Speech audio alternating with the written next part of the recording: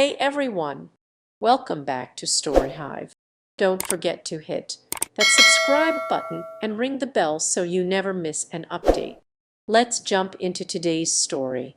My wife stopped loving me and forced me into an open marriage. Now that I've started dating someone else, she wants to add more rules. 2 years ago, my wife Sarah, 36, asked me 30 to open our marriage, strongly implying that the alternative was divorce. After thinking it through, I said yes, primarily because we have 2 children and I was working long hours. Divorce sounded horrible. So I set up some ground rules: no bringing dates into our house, no dating mutual friends, acquaintances, family members, or colleagues, and we keep things private. For the next 2 years, I focused on my job and my kids. I worked extremely long hours, and the little free time I had I devoted to my children. I didn't have time for dating, so I wasn't even trying. I moved to another room because the thought of Sarah being with another man and then sleeping in my bed felt horrible.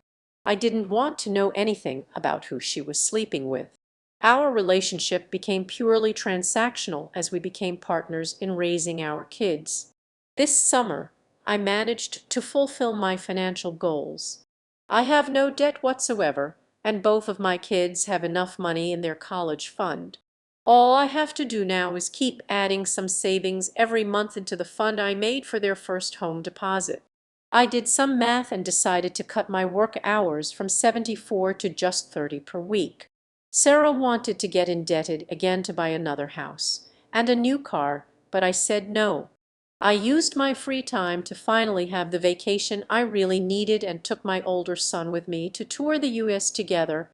I did some renovation work on our house, turned the basement into my man cave, started working out, playing sports, and leading a healthier life overall.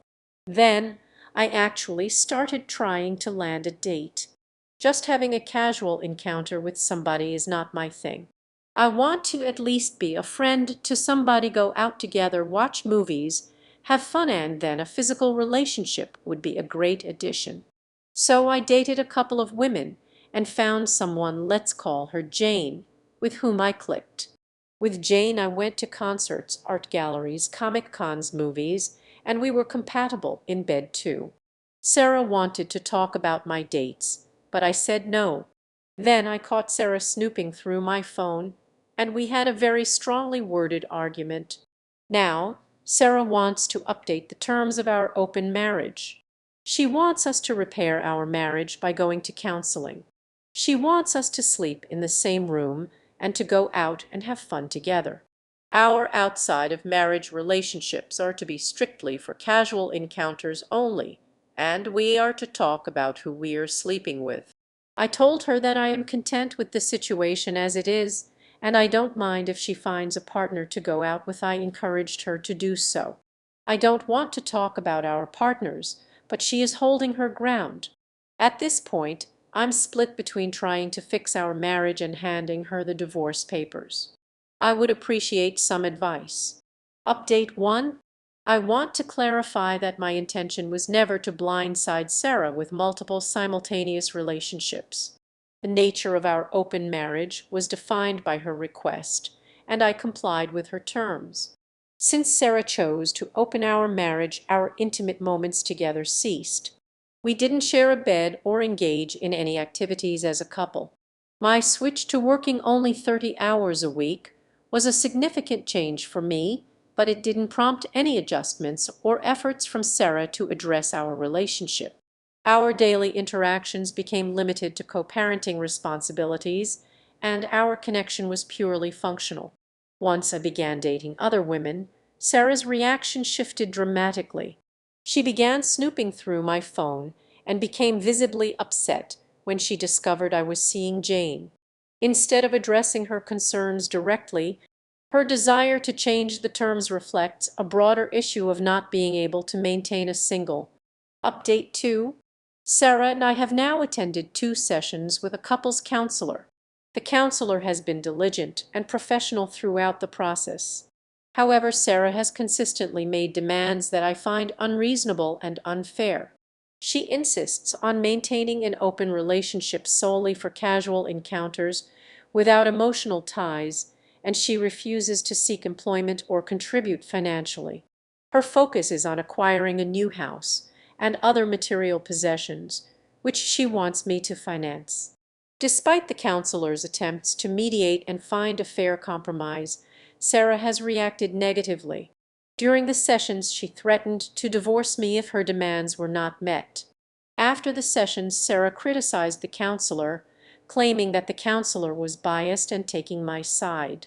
She even suggested changing to another counselor, but I believe the current counselor was merely striving for fairness. In response, I consulted with a lawyer and have initiated divorce proceedings. Sarah will receive the divorce papers in a few days. I have decided to give her 2 months to become financially independent. After that period, I will cease any financial support to her. Update 3.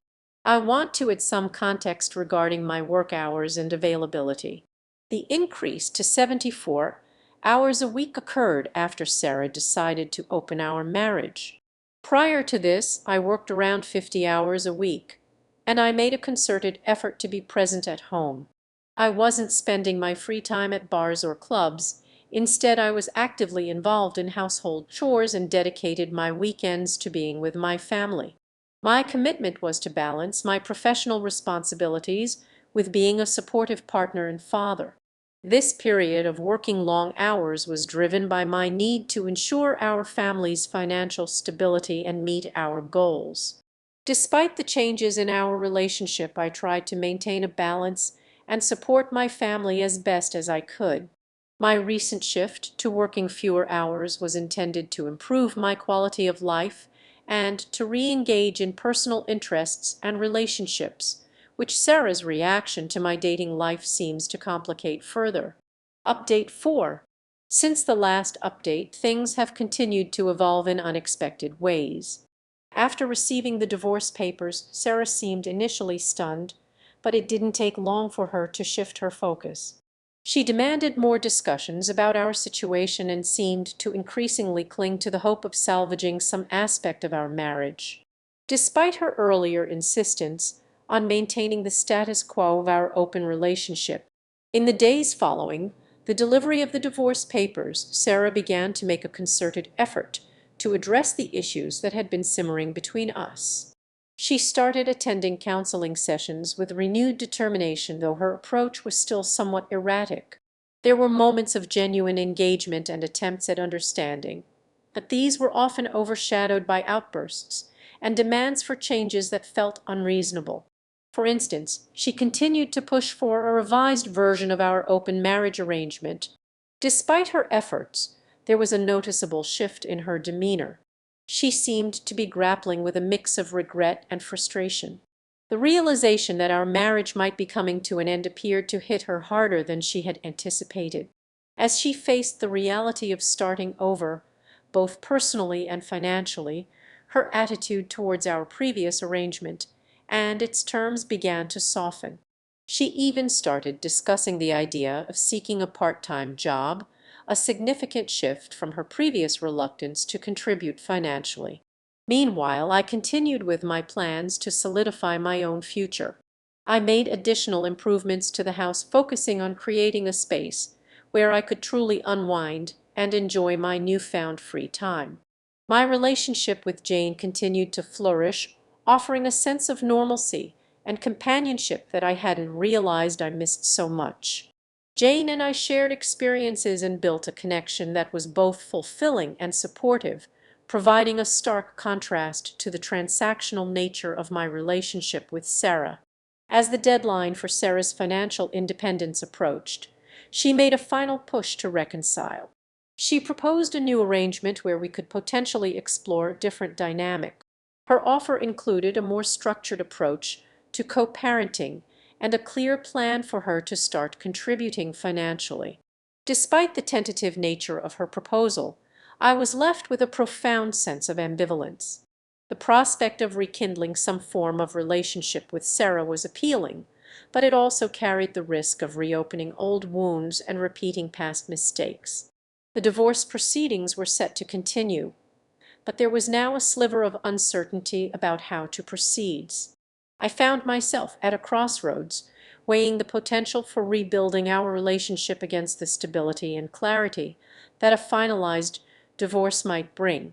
In the end, it became clear that navigating this complex situation required careful consideration and honesty about what both of us truly wanted and needed. While the future remained uncertain, the process of confronting these challenges together, whether as co-parents or as separate individuals, was a necessary step toward finding resolution and moving forward. Update 5. After Sarah received the divorce papers, she appeared to retreat into a period of reflection. It was as if the reality of our impending separation finally set in. Her initial shock gradually gave way to a more contemplative approach, though it was accompanied by a sense of urgency. She seemed to recognize that the situation was serious and that her demands for a revised open marriage were not going to sway me from my decision. In the weeks that followed, Sarah began to change her approach. She reached out to friends and family for support, something she had been reluctant to do previously. She started expressing a desire to genuinely understand my perspective and to address some of the underlying issues that had plagued our marriage. During our conversations, she was more open to hearing about my feelings and less focused on pushing for immediate changes to our open relationship arrangement. Despite this shift, the strain on our interactions was palpable. Our discussions, while more open, often circled back to the same points of contention. Sarah still struggled with the idea of financial independence and continued to grapple with the concept of contributing more to our household. She made some progress towards finding part-time work, but her commitment wavered, reflecting her ongoing uncertainty about the future. On my end, I tried to maintain a balance between addressing Sarah's concerns and focusing on my own needs. My time with Jane provided a welcome distraction and a sense of normalcy amid the upheaval. Jane and I continued to build on our connection, enjoying shared experiences that helped me navigate this tumultuous period. We explored new interests together and found comfort in each other's company, which was a stark contrast to the often tense interactions I had with Sarah. As Sarah's deadline to achieve financial independence approached, she made a concerted effort to meet the expectations I had set. She secured a part-time job, albeit one that was less than ideal, and began to contribute more to the household expenses. Her actions, while a positive step, it was clear that her reluctance to fully embrace the financial responsibilities and other aspects of her new role was causing additional stress. Amidst these developments, we both began to reconsider the broader implications of our decisions. Sarah proposed a final meeting with a mediator to discuss a potential compromise that would allow us to move forward amicably, whether as co-parents or in our separate lives. The idea of mediation was initially met with skepticism, but it presented a potential path to address lingering issues without further escalating tensions. As the days passed, I found myself weighing the possibility of engaging in mediation against the benefits of continuing with the divorce proceedings. The decision was not straightforward. On one hand, the prospect of finding common ground with Sarah was appealing and might offer a more amicable resolution for our family. On the other hand, the divorce was progressing, and it was tempting to see it through to its conclusion to gain closure and start anew. Ultimately, it became apparent that both Sarah and I needed to take a step back and carefully evaluate what we truly wanted for our future. The process of navigating this complex situation was proving to be as much about self-discovery as it was about resolving our differences. As we approached this crossroads, it was clear that our decisions would significantly impact not just our lives, but also the future of our family. Thanks for tuning in to today's Reddit story. If you enjoyed it, please give this video a thumbs up and share it with your friends. And if you haven't already, make sure to hit that subscribe button and ring the bell so you never miss out on more amazing stories. See you next time.